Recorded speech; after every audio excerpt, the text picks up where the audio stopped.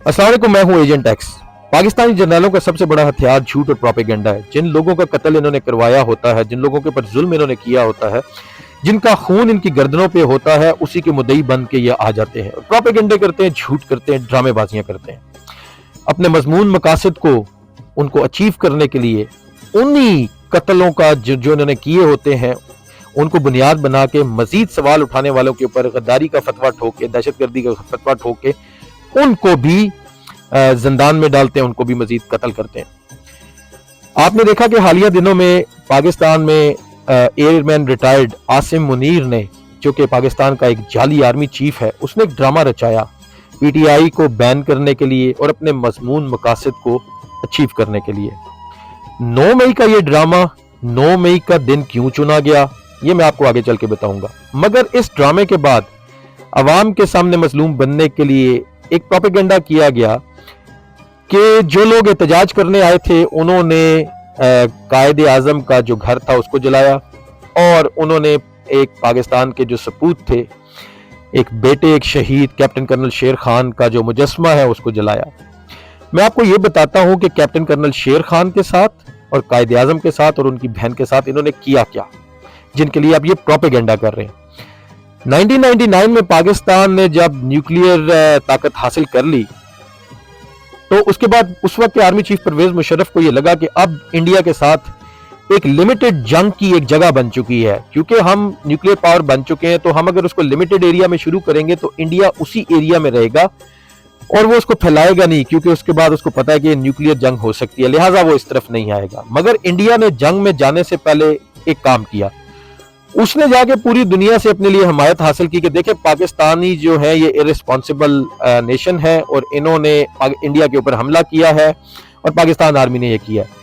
जब पूरी दुनिया से पाकिस्तान के ऊपर प्रेशर आया, स्पेशली जब अमेरिका की तरफ से आया और इनसे जब जवाब तलबी हुई, तो पाकिस्तान आर्मी ने अपनी आर्मी को जो वहां पे लड़ने के लिए भेजा था उनको इन्होंने डिसाउन कर दिया। इन्होंने कहा कि ये हमारे लोग हैं ही नहीं, ये तो दहशतगर्द हैं, ये तो वहां पे अपनी मर्जी से चले गए हैं, हम नहीं इनको मानते। तो उस वक्त फिर अमेरिका ने ये कहा कि ठीक है, आप अपनी फोर्सेस को पीछे कीजिए और इन लोगों को इंडिया जो है वो इनका सफाया कर देगा। लिहाजा नवाज शरीफ को वहां पे भेजा गया था अपनी आर्मी को की इज्जत बचाने के लिए, लेकिन वो बचा नहीं सका। और उसके बाद इंडिया ने एयर अटैक लाया, उसके बाद इंडिया ने वूफर गन्स लाई, उसके बाद इंडिया 2-2 बटालियन एक एक पोस्ट के खिलाफ लेके आया और उसके बाद उसने उनको शहीद करना शुरू कर दिया। अब चूंकि पाकिस्तान आर्मी ने उनको डिसाउन कर दिया था, आर्मी पीछे हट चुकी थी, सप्लाई उनके पास थी ही नहीं, तो वहां पे जो पाकिस्तान आर्मी के जवान और ऑफिसर वहां पे लड़ रहे थे, बहुत दिलेरी और बेजिगरी से वहां पे लड़े। उनमें एक ऑफिसर का नाम कैप्टन कर्नल शेर खान था। 22 बंदों के साथ वो बंदा एमुनेशन के बगैर इंडिया से लड़ा। कब तक लड़ता, लेकिन जब तक लड़ा बहुत दिलेरी और बेजिगरी से लड़ा और इसका इतराफ उन्होंने भी किया। जब इन दी एंड वो शहीद हो गए तो जो इंडियन आर्मी थी उन्होंने कांटेक्ट किया, इंडियन गवर्नमेंट ने पाकिस्तान के जो हाई कमीशन है उनके साथ कि आपके तकरीबन 68 के करीब शोहदा की लाशें हमारे पास मौजूद हैं, ये आप ले लीजिए। तो पाकिस्तान आर्मी ने तो इनकार ही कर दिया, उन्होंने कहा कि ये तो दहशतगर्द है, हमारा इनसे कोई ताल्लुक नहीं। और वो जो कैप्टन कर्नल शेर खान थे, 5 जुलाई को उनकी शहादत हुई। उनके जेब से उनके भाई का लिखा हुआ एक खत निकला जिसके अंदर उनका नाम कैप्टन कर्नल शेर खान, उनका रैंक, उनकी यूनिट का नाम 12 NLI और लिखा हुआ था, और जिसकी वजह से इंडिया ने उनको बताया, अपने मीडिया पे बताना शुरू किया कि 12 NLI का एक ऑफिसर है कैप्टन कर्नल शेर खान, जो बहुत बेजिगरी और बहादुरी से लड़ा। मगर ये देखो पाकिस्तान आर्मी ने इनको पहले भेजा और अब इसी को डिसाउन कर दिया। 5 जुलाई को उनकी शहादत हुई। उसके बाद जब उनको दिखाया गया टीवी पे और सारी चीजें और उनका नाम, पता, रैंक सब कुछ दिखाया गया, तो फिर चारों न चार ब्रिगेडियर राशिद कुरैशी, तारिक अल्ताफ के साथ फॉरेन ऑफिस के जो एक ऑफिसर थे उनके साथ उन्होंने एक लिस्ट उनको दी, लेकिन वो गलत लिस्ट दी गई। उनमें उन लोगों के नाम शामिल नहीं थे जो वाकई वहां पे लड़ रहे थे और जो शहीद हुए। लिहाजा उन्होंने सिर्फ एक लाश कैप्टन कर्नल शेर खान की डेड बॉडी जो है वो पाकिस्तान 18 मई को भेजी और 18 जुलाई को भेजी, और फिर गालिबन 19 या 20 जुलाई को उनको उनकी तदफीन सवाबी में कर दी गई। तो ये थे वो कैप्टन कर्नल शेर खान जिनको इन्होंने डिसाउन कर दिया, जिसका एम्यूनेशन इन्होंने रोक दिया और जिसको अपना बंदा मानने से इनकार कर दिया। इनके साथ बहुत सारे और लोग थे, इंडिया के मुताबिक 68 और पाकिस्तान के मुताबिक 24। جس میں ایک کیپٹن حسیب بھی تھے اور ایک کیپٹن حسیب ملک جو کہ تلاگنگ کے تھے، اور کیپٹن عماد جن کی لاشیں کبھی بھی واپس نہیں، اور ان کو دفنا دیا گیا وہیں پہ کیونکہ ان کی آئیڈینٹیفیکیشن نہیں ہو سکی، ان کے جیب سے کچھ نہیں نکلا، تو لہٰذا ان کو انہوں نے ماننے سے اپنا انکار کر دیا۔ یہ انہوں نے کیا اپنے اس وطن کے بیٹے جس کا خون ان کی گردنوں پہ ہے، کیپٹن کرنل شیر خان کے ساتھ۔ اللہ تعالیٰ پی ایم اے سے نکلنے والے اور پاکستان کی جو سپاہی کے ریکروٹمنٹ سینٹر ہیں وہاں سے نکلنے والے ہر شخص کو کیپٹن کرنل شیر خان جیسا بنائے۔ ایسے ہی فوجی اور ایسے ہی آفسرز ہمیں چاہیے۔ اللہ تعالیٰ اس ملک میں کسی کو بھی عاصم منیر، باجوہ، مشرف، کیانی، ضیاء الحق، یحییٰ خان اور ایوب جیسا نہ بنائے، یہ ہماری اللہ تعالیٰ سے دعا ہے۔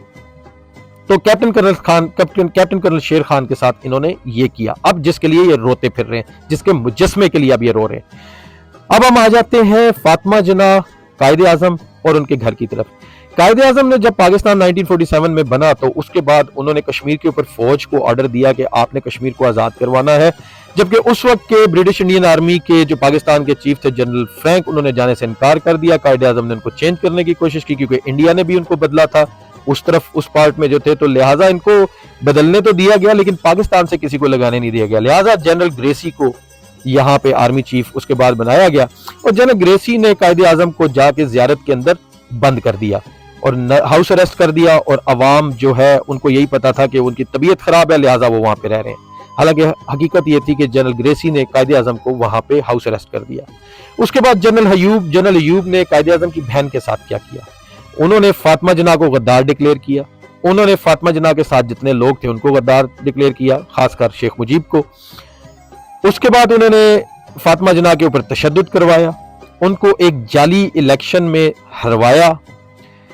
ہونا تو یہ چاہیے تھا کہ فاطمہ جناح اگر کھڑی ہو جاتی تو الیکشن کی ضرورت ہی نہیں تھی، پاکستان میں بلا مقابلہ ان کو پاکستان کا جو بھی وزیر اعظم، گورنر جنرل یا صدر جو بھی ہے وہ بنا دینا چاہیے تھا، مگر ان کو الیکشن میں جعلی طریقے سے ایوب خان نے ہروایا۔ اس کے بعد ان کے اوپر تشدد کروایا اور ان کو قتل کروایا۔ کراچی کے اندر جب ان کی تشدد زدہ لاش کو دیکھا گیا تو وہاں کے لوگوں نے احتجاج شروع کر دیا، ان لوگوں کے اوپر 9 مئی کی طرح عاصم منیر کی طرح انہوں نے پرچے کاٹے، ان کو غدار ڈکلیئر کیا، اور اس طرح جن کو انہوں نے قتل کیا تھا ان کے خلاف احتجاج کرنا بتایا۔ قائد اعظم کا جو یہ گھر تھا، یہ شاید قائد اعظم اس کے اندر کبھی رہے نہیں، نہ ہی فاطمہ جناح رہی، لیکن جن قائد اعظم کے ساتھ انہوں نے یہ کیا، جن فاطمہ جناح کے ساتھ انہوں نے یہ کیا، ان کے گھر کے اوپر قبضہ انہوں نے کیا، اور پھر اب یہ پرچے کاٹ رہے ہیں کہ ان کا گھر لوگوں نے جلایا۔ حالانکہ لوگوں کو مبارکباد دینی چاہیے کہ آپ نے 70 سال بعد، 75 سال بعد ایک قبضہ مافیا جرنیلوں سے قائد اعظم کا گھر دریافت کروا لیا۔ 9 مئی کو یوم دریافت کے نام سے جانا جانا چاہیے کہ اس دن قابض جرنیلوں کے پاس سے آپ کا فاطمہ جناح شہید اور قائد اعظم شہید کا گھر نکلا۔ اگر وہ نیشنل ہیریٹیج تھی تو وہ کور کمانڈر کے پاس کیا کر رہا تھا، اور پھر اگر عوام وہاں پہ گئی تھی، وہاں پہ جی ایچ کیو پہ اور وہاں پہ، تو یہ تو عوام کے ٹیکس کے پیسوں سے بنا ہے۔ اگر آپ کو دیا بھی گیا ہوتا تو عوام کے ٹیکس کے پیسوں سے بنا ہے، کیوں نہ عوام وہاں پہ جا کے احتجاج کرتی۔ پھر general Asim Munir, lieutenant general retired, airman retired, اس نے ایک پروگرام یہ بنایا کہ اب عوام کے اندر غصہ ہے، ہم نے ان کے لیڈر کو گولی بھی ماری ہوئی ہے، ہم اس کے خلاف پرچہ نہیں ہونے دے رہے، ہم نے آئین بھی توڑ لیا، ہم نے ارشد شریف کو شہید کر لیا، ہم نے 25 مئی کے اندر لوگوں کے اوپر ظلم کیا، تو عوام کے اندر بہت غصہ ہے، عوام جو ہے وہاں پہ آئے گی۔ اس کے بعد انہوں نے پلان یہ کیا کہ ایک بندے کو گولی مار کے اور وہاں سے بھاگ جائیں گے، اس کے بعد عوام توڑ پھوڑ کرے گی اور ہو سکتا ہے کہ کور کمانڈر کو قتل کر دے، تو لہٰذا اس کو بنیاد بنا کے ہم وہی حرکت کھیلیں گے، وہی پروپیگنڈا کریں گے جو میں نے آپ کو شروع میں بتایا، اور اس کے لیے خاص طور پہ 9 مئی کا دن چنا گیا تاکہ وہ اس کو 9/11 کی طرح بتایا جا سکے، چونکہ بعد میں اس نے یہ کہا بھی۔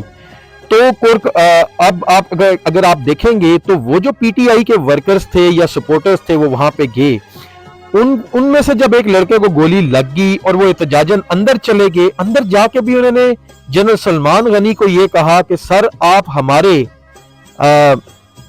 ہمارے آفیسر ہیں، ہم آپ کی عزت کرتے ہیں۔ کیا یہ بتانے کے لیے وہ اندر گئے تھے؟ کیا یہی ثابت کرنے کے لیے وہ اندر گئے تھے؟ اس کا مطلب یہ ہے کہ یہاں پیچھے کوئی بات اور تھی۔ वो उनके खिलाफ तो नहीं गए थे, वरना वो अंदर जाके ये क्यों कहते सामने देख के कि हाँ आप हमारे ऑफिसर हैं और हम आपकी इज्जत करते हैं। इसके साथ आप अगर ये देखिए कि अगर इस एहतजाज के अंदर फातिमा जिन्ना और कायद आजम भी आते अपने घर को छुड़वाने, तो यकीन मानिए कि उनको भी इसी तरह गोली मारी जाती और कहा जाता कि देखो ये जिन्ना हाउस को आके इन्होंने आग लगा दी, लिहाजा हमने गद्दार फातिमा जिन्ना को और गद्दार मोहम्मद अली जिन्ना को गोली मार दी। उस दिन तकरीबन कोई 40-50 के करीब निहत्ते लोगों की शहादतें हुई।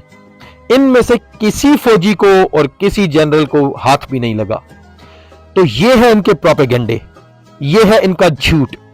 जो शख्स अपने जनरल को मरवाने के लिए तैयार हो, अपना प्रोपेगेंडा उसको कामयाब कराने के लिए, उस शख्स को एक लम्हे के लिए भी ऐसी सीट पे नहीं बैठने देना चाहिए।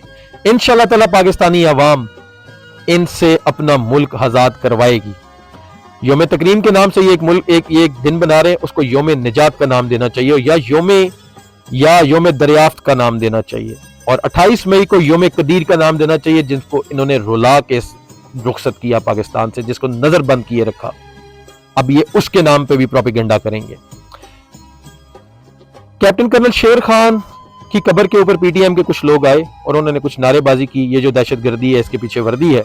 उनके भाई ने उनको रोक दिया। उन्होंने ये कहा कि आप उस शख्स को, उस बड़वे को जो मर्जी कहो, जो वर्दी के अंदर है, लेकिन वर्दी को कुछ मत कहो। मेरे भाई ने भी ये वर्दी पहनी थी, ये कफन उसका। उसके लिए ये क्लिप जरूर देखिए।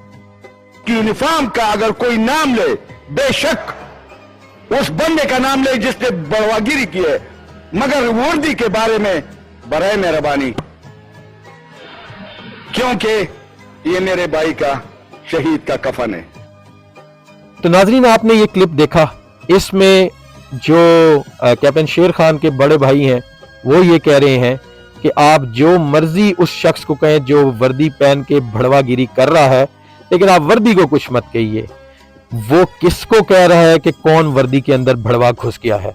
वर्दी के अंदर घुसने वाला वो भड़वा परवेज मुशर्रफ था।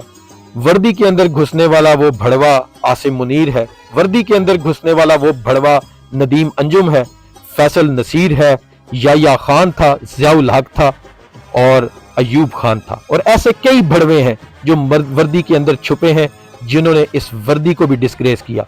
इंशाअल्लाह ताला अवाम अपने हकीकी वर्दी वालों के साथ मिलके इन दहशतगर्दों से पाकिस्तान को और पाकिस्तानी अवाम को और पाकिस्तान की फौज को आजाद करवाएगी। हकीकी आजादी का सूरज हम जरूर देखेंगे इंशाअल्लाह ताला। पाकिस्तान जिंदाबाद, इमरान खान जिंदाबाद।